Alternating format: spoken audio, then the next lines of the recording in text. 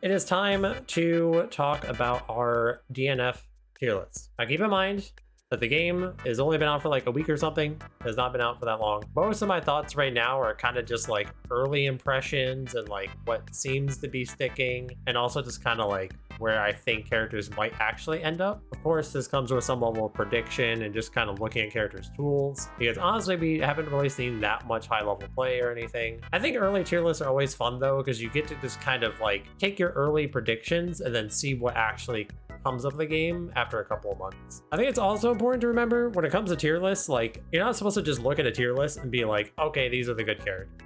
You want to look at a tier list and be like, why does this person value these characters this highly? What is it about these characters that is good? Why do they value these characters not as highly? Don't just kind of look at it as like a one-to-one. Look at it as like a way to kind of like create a discussion. So with that all said, I guess we can just start with the bottom of the tier list and then work our way up. It's probably the best way to go about it. Real quick, I do need to mention, I have no opinions on this dude. On Lost Warrior, Lost Man, whatever his name is. I literally have barely seen anything of him and I have not fought him. So for the sake of this tier list, I'm just not going to put him on the tier list. He does not seem particularly good. Like he seems like he's somewhere between like this area, but I really don't know. I think the first character I'm going to put, from my understanding, at least right now, I don't think Launcher is very good. She doesn't really feel like she fits in the game. Like what the rest of the characters are doing, I don't think really lines up with what her game plan is. She's supposed to kind of like chip you out, I think, and like maybe even threaten to like hard crush you or something, but she doesn't seem that strong at it. Her ability to convert a lot of things doesn't seem very strong. The projectiles honestly aren't that hard to play around, at least from what I've seen. Like most of the good characters seem like they can maneuver around her neutral tools pretty effectively. I don't think she's like terrible, but she just feels like she's kind of like not really playing the same game as other characters. I think in this game, giving characters extra chances is very spooky because characters can honestly rob you blind so quickly in this game. She doesn't really have that much of that factor going for her, so I just feel like she doesn't really fit with what the rest of the cast is doing. After her, I would probably say next is probably Vanguard. I think Vanguard's like okay. His biggest issue is that I think he's just too simple. I think he's got good buttons, his damage output is pretty good, and he can guard crush you somewhat effectively, so he doesn't really need mix-up because he does not have any mix-up at all. There's no mix-up on this man whatsoever. His issue just like he's just too straightforward and too linear, and like I think that there's other characters that do what he tries to do better. They have other strength going for them. For him, it's like his neutral's pretty good, but it's also kind of committal. Like a lot of his moves have like a lot of recovery or a lot of startup to them. So I think in a lot of matchups, like speedier characters, they can whiff punish him pretty effectively. It just feels like he has to make a lot of call outs in a lot of matchups, which is not really where you want to be if you're a character that has like his tool set. Like that's not really how that should be, but it ended up being that way. While he can guard crush you somewhat effectively, I think it's also dependent on how good your opponent's guard cancel is. If your opponent has a big guard cancel, it's pretty hard to actually effectively guard crush them with Vanguard. And then the number one issue actually is that his defense is just terrible. Like he has very slow normals. I think his fastest normal is 7 or 8 frames, and his DP basically doesn't hit people on the ground like whatsoever. So when he's on defense, he's just kind of struggling a lot, and there's a lot of characters that really take advantage of that. Characters like Striker, characters like Dragonite, a lot of rushdown characters just really abuse him,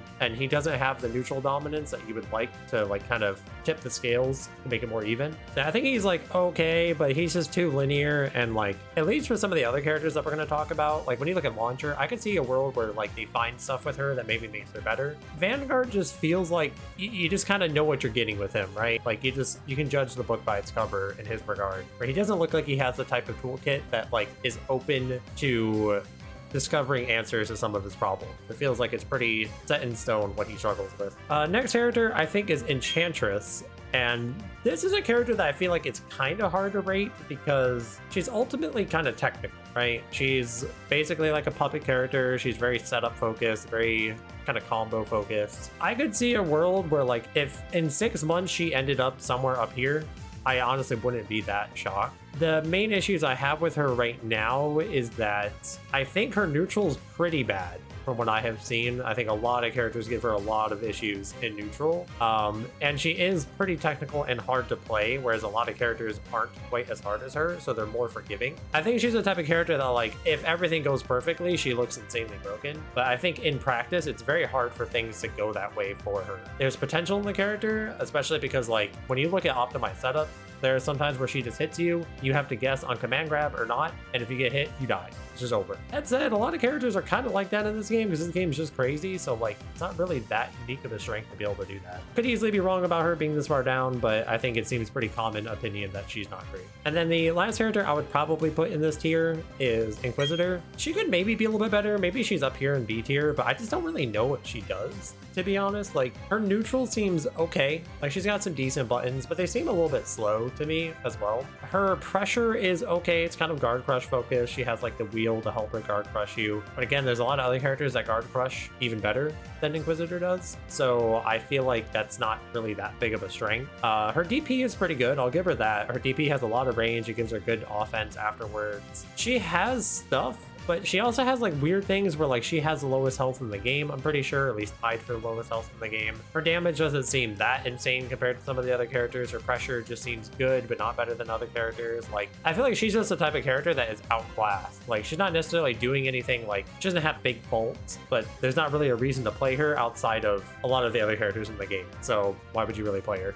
So yeah, that's kind of it for like the bottom tier. These are the characters that just seem pretty lacking for the most part, with some room to go up, at least in the case of Enchantress and Launcher. On to B tier. These characters I think are like pretty good. I think they have stuff going for them, but they are just ultimately probably like a bit outclassed, or they like have like one crucial issue with their design. I think the first character I'm gonna put down here might be like a little surprising to people, but I think Ranger is okay. I think his zoning is like pretty annoying to deal with. I think he does have pretty good guard bar damage as well, depending on how you're choosing to defend against the character. My issue with him is that his neutral against a lot of characters just doesn't compete with what they're doing. A lot of characters are just more unfair than he is, and like while the zoning is decent, a lot of the times it's not really leading to a lot, and you're just kind of giving your opponent more MP, because the lower your health is, the more MP you have to work with. If you're putting your opponent in Awakening, some characters become turbo busted when they're in Awakening, right? Like if you put Hitman in Awakening, like what are you doing, right? You're like basically asking to lose the game. If you're putting someone like Dragon Knight into Awakening, she's gonna TOD the next time she hits you. Like there's so many characters that putting them in Awakening is really bad. So like the way his general neutral goes is not really conclusive to avoiding some of the nasty things in this game that characters can do to you. He does have a decent DP, but he has really slow normals. His fastest normal is 10 frames, which is terrible. In this game, frame data disparity is such a big deal. There is such a massive difference between some characters' frame data compared to others. If you look at like good characters like Dragon Knight, she has, you know, a 5 frame 2A, you have Striker who has a 5 frame normal, and then you have someone like Ranger who their fastest normal is 10. So like I think he's okay. You know, I think he's a decent character, but I just think his game plan is not really like, it doesn't mesh well with the meta of the game. It's kind of my problem with him. Next character I want to point, this was a character that I don't really know a whole lot about, but everything I have seen of him and everything I've fought against him does not really impress me about him too much, and that's Ghostblade. I think he's good, but like I feel like his archetype, like what he's doing, is accomplished better by other characters. He has obviously like massive buttons, his damage output can be very good. The way he plays neutral I think is pretty flexible as well. I think he's got that going for him. However, when it comes to offense, his offense doesn't seem that particularly special to me. His normals are on the slower end again, as I'm talking about how frame data is a big deal in this game. And he doesn't have a DP, at least not like a true DP, right? He has like the teleport, which is like kind of annoying defensively, I guess, but not really. So he lacks like a true defensive option like other characters do. I'll say his saving grace on defense is that his guard cancel is like huge for some reason. So I think he's like a good character, just I don't know. I think he's just like kind of lacking either offense or defense. Like he's got good neutral and good damage, but you can say that for most of the cast. And then the last character I would probably put, you know, honestly, now I'm thinking about it, I don't really need the 2 different A tiers. I don't know why I listed those like that. So we can just get rid of one of them. We can just do it like this. I don't think I need to have 5 different tiers. The last character I'd put in B tier, however, is Troubleshoot. So I know that some people are kind of really high on this character, and I will say his neutral is pretty strong, and his ability to convert a lot of hits is pretty strong. But I was just saying how that's actually not that special in this game. Pretty much every character, at least every character from this tier and up, can do something like that. He does not have really any mix-up. I've seen quite possibly some of like the wackest mix-ups in my entire life posted on Twitter for this character, and I'm just like, who gets hit by this? He doesn't really do guard bar damage. He doesn't really get to crank up guard bar like some other characters do. So he pretty much at the end of the day is just good neutral and good damage, which is okay. And he has a great DP. Like his DP is huge, and in Awakening it's pretty annoying to punish. But like at the end of the day, you can just kind of block against him. He doesn't really have a lot to discourage you from just blocking, because the game does not have strong universal offense, because throws are generally pretty weak in this game.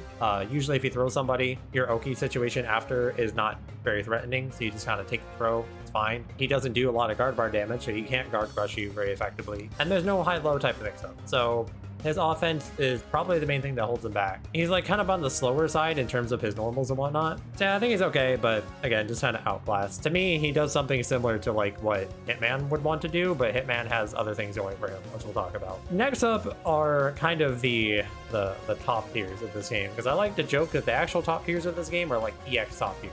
So these characters are all just very strong, and the only reason they're not S tier is because the S tier of this game is like some wacky stuff. I don't know what's going on up there. It's a crazy place up in S tier. So A tier characters are very strong, and S tier is some wacky world. I don't know. So the first character I want to put up here is Grappler. This character is cringe. Okay, I'm just gonna say it. It's true. He's just cringe. Okay, his neutral is not actually bad. It's all right. It's functioning for what his archetype is. His access to like some of his armored moves and just some of his normals in general are actually shockingly good. He has like some of the wackiest hitboxes I've ever seen in a fighting game. Like he hits you in ways that just do not make any sense. Like you look at his moves and you're like, okay, that's okay. And then you look at the hitbox for his moves and they're like 5 times the size of the animation. It's like, I don't know what that's all about. His offense might actually be, it's at least some of the best, if not the best in the game. Because I was just saying how this game kind of universally, like on a mechanical level, does not have strong offense. Like it's very much up to your character to have good ways to take advantage of offense. He is a grappler, and he has very high damage from his command throws. He has very good ways to stop you from jumping, very good ways to stop you from DP, and his damage output is so high you get like 1 chance. He gets in once, does like 30 to 50% of your health, and then the next hit kills you. You're just dead. That is so good in this game, because most characters cannot do that as reliably as he can. So while I think he's probably at the end of A tier, at least currently, if neutral develops in a way where his neutral isn't really that big of a deal for him, he's probably even stronger than what I'm putting here. I feel like this is like his minimum. This is probably as weak as you could really think this character is, because his damage and his offense is just too good. It's just simply too good. He does admittedly have an issue on defense because he doesn't have like a DP or anything. That's probably like his biggest fault as a character, but he more than makes up for it, I think, by having such strong offense. I think these next 3 characters are like mostly interchangeable, and I think like when you talk to people, these are the kind of the characters that people will have slightly different opinions on like who's better than the other. First one I'm going to put up is Berserker. He is obviously quite strong. He has great normals. His pressure is very good. He has the unique mechanic of being able to put himself into frenzy state, or whatever you want to call it, and that gives him white life, which he is able to use for conversion pretty much whenever he wants to. He gets very unique access to conversion, kind of similar to Troubleshooter. Troubleshooter can also technically do this, give himself white life, but it's not nearly as good as Berserker, I would say. His normals are good. His pressure is good. His damage output is good. He has a command throw, which is nice. It helps him back up his offense. He actually gets OP off of his command throw as well, which is pretty good. The only reason that I don't think he's quite S tier is that I do think neutral against some characters is kind of hard for him, surprisingly. It's kind of weird. He obviously does have the suction move, which is maybe one of the best moves in the entire game, but it does cost a lot of blood, and he has to be in frenzy to do it. So while it is good, at least on paper, I feel like in practice it's like maybe not quite as good. Because he hurts himself in his game plan, it's so much more reliable to like 2-touch him in matches. So like you're always walking on like a tightrope playing this character. But he has good pressure because he has a command throw, and he is very good at guard crushing because he can kind of just loop block strings, where you do a block string, you go into a frenzy, you convert it, and then you go into another block string because you're plus after the conversion. And you just kind of keep looping that, and it's up to the opponent to either risk DP or guard cancel, which you'll notice for a lot of characters that we're going to start talking about pretty much from now forward. All of these characters have the type of offense that you either DP or guard cancel, or you will die. You will just get guard broken. You are forced to guess on DP, on like a gap or something, or you're forced to guard cancel, spend the 100 MP, and go back to neutral. These characters all kind of have that going for them in their offensive structure for the most part. And I think that's why these characters are a lot stronger than some of the other characters, because I think them guard crushing you is much more reliable than the rest of the cast. And that's pretty much the main way to run offense in this game, is guard crushing people. Next character is Kunoichi. There's another character that I don't entirely know a whole lot about yet. I think this character has a lot of room to develop, which is kind of scary when you think about how high she is already on the tier list. She has a really good mobility, which I think is a big advantage in this game because most characters are really slow, right? They're very slow and very linear how they can move around the screen. She has very fast movement speed, she has a double jump, she has a teleport, she has ways to stall her air momentum. I think that alone is such a big strength for her to have as a character. Her pressure looks really good. Her ability to convert seems pretty strong. She has some extra mix-ups options. I don't know how good she is at guard breaking per se, but I know she does have some combos off throw with like the fire sigil that she has. She just seems like an overall pretty strong character and doesn't really have like massive downsides. Her biggest issue is that like maybe her grounded buttons aren't that spectacular. I think she makes up for it with her mobility and some of the projectiles she has access to. Okay, and then the last character for A tier is the character that I play, Dragonite. So like I said, these three characters are the ones I see kind of tossed around the most of like who's better than the other. For me personally, I think Dragonite is a little tiny bit better than the other characters. Her neutral is really, really strong, mainly because of flight and her JS, her giant fireball. A lot of Dragonite players struggle in neutral, and I don't really understand it because the fireball does like 80% of what you're supposed to do in neutral for you, and most characters can't really punish you for doing it. It's just such a strong move. Her flight makes it even stronger because you can flight cancel it on whiff. I think her neutral, just paired with her movement, her decent ground buttons, and her amazing air options, makes it to where you can honestly play neutral pretty similarly across the cast, which I think is a nice strength. And also, I think that the way she's able to convert from how safely her neutral is such a nice strength to have. You can just like play neutral in a way where you're just looking to fish for fireballs, you're looking to whiff punish with fireballs. As soon as you see one hit, you just go into air dash, into JB, into a fatal combo, because the other thing about Dragonite, she does so much damage. Her damage output is like probably some of the highest in the game on average. She does not look like the type of character that should do that much damage, but her damage is usually like 500 to 600 off any decent hit into the corner. So I think that's great about her. Her offense is also very strong. I don't think her flight mix-ups are that good. There's a lot of like flight high-low type stuff you can do, but I honestly don't think it's that strong. I think it will hit people occasionally. It's not bad to represent, but I think it's not the most reliable thing. However, she does get combos off of throw with the dragon available, which is nice. And her ability to guard crush is very good because of how good dragon is in pressure. And in general, I think dragon is good in neutral as well. I think it's actually pretty hard to play around dragon in neutral for a lot of characters. Yeah, you can hit the dragon, but she can hit you for trying to hit the dragon, and there's like some mind games that go around there. Yeah, I think she is quite strong. And I also think that she has the extra benefit of doing pretty well against the characters that are going to be higher up on the tier list. All right, now we got the kind of the top four of the game. I think these four characters are definitely characters in a video game. I'll say that about them. They feel like they're just better than the other characters. I feel like they're kind of playing their own game in some ways. The first one I'm going to put up is Striker. So Striker has some of the best offense in the game, kind of similar to Grappler, but I think Grappler is better at just straight up hitting you because he has the command throw, obviously. But her pressure, quite literally, when it is optimized, you either guard cancel or you die. That's it. I'm not even joking. Like, you literally have to guard cancel or you get guard crushed and you die. And that inherently is really messed up because it means you as the opponent always need to have MP to defend against her, because if you don't, you're just going to lose. So it directly impacts how you play neutral, because you can't go too ham with MP moves, because you need to make sure that anytime you put on defense, you have MP to reliably guard cancel with. So that's already inherently messed up about her, and directly influences how anybody can fight against the character, because you have to manage MP in a way that you don't really have to against the other characters. Beyond that, like, her pressure just normally, even if you're not just trying to guard break people, is very strong, because she has reverse speeds and all of that. She has probably the best dive kick I've ever seen in a video game, which is kind of an accomplishment because I play Cammy in like every Street Fighter game, and her dive kick makes Tammy's dive kick look fair, which is insane. Her neutral otherwise is maybe not that amazing. That's probably like her biggest weakness as a character, but she has two things going for her. Well, three. She has good movement speed. Her 2M is pretty good and can also low profile things pretty effectively. Sorry, her 2B, not 2M. She has run up DP because her DP is special cancelable, and she can cancel into a plus on block special move. If you want, you can just kind of be a jerk and just run up to people in DP and neutral. It's kind of costly, but it's safe to do. Just run up to them in DP, and anything they were doing, they're gonna get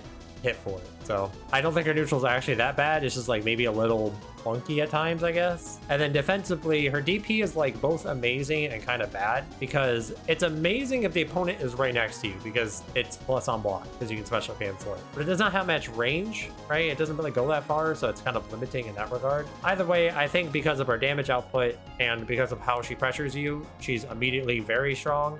And I think she has enough other things going for her that she's up here with the rest of the top here. Next on the list, I would say, is Hitman. So Hitman is funny because he's like a really well-rounded character, right? He has great normals. His damage output is pretty good. His pressure is pretty good.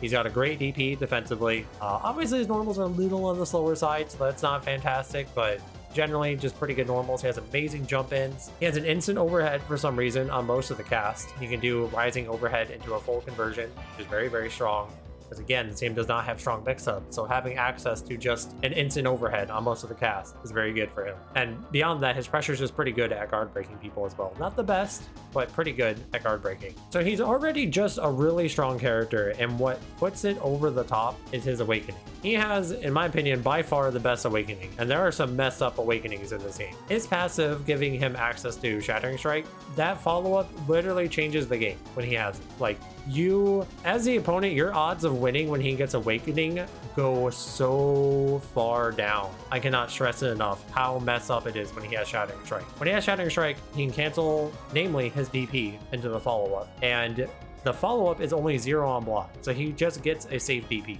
right? You just can't punish it. There are obviously like some things you can do, like you can try to DP the gap between the DP and the follow-up, but that's not very rewarding. There are like some OSs mid-screen where you can roll through his DP and then punish before the follow-up comes out. So like there's a couple of things there, but generally speaking, when he has this, it just becomes very, very hard to pressure him because he can DP almost no risk. That's already bad enough, right? Like it already sucks that you can't run offense against him, but also if it hits you, you literally die.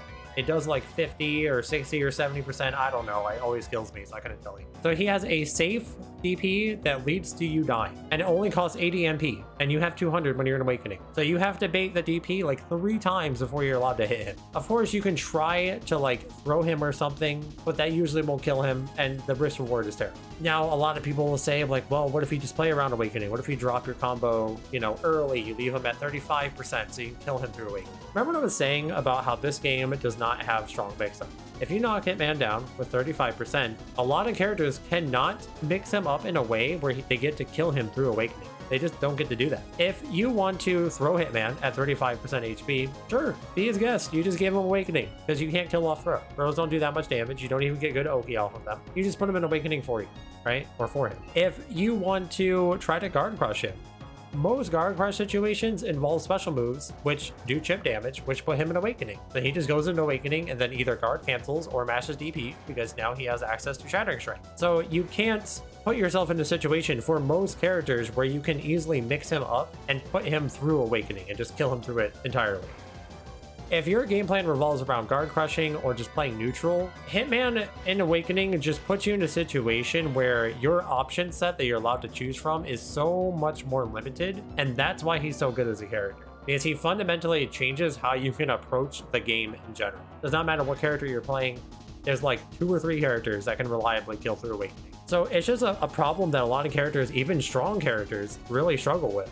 If you have to put him in Awakening and you don't have a good way to kill him through it, you're just gonna have such a hard time beating him. And he's a good character on top of it. Like, he's already like, he's probably here without the Awakening, and then with the Awakening he's just up here because it's so unbelievably strong. One of the best things in the entire game, I think. Next character, I think these two are personally like interchangeable, but I'm just gonna put Swiftmaster first. This character is like, I don't know, he's like from another game, like a game we haven't seen yet. He's like from the future and he came back to DNF. He's just doing stuff that I'm just like, what in the hell is happening here, dude? His neutral is possibly the best in the game because he's super fast. His 5B is insane. All of his normals in general are insane.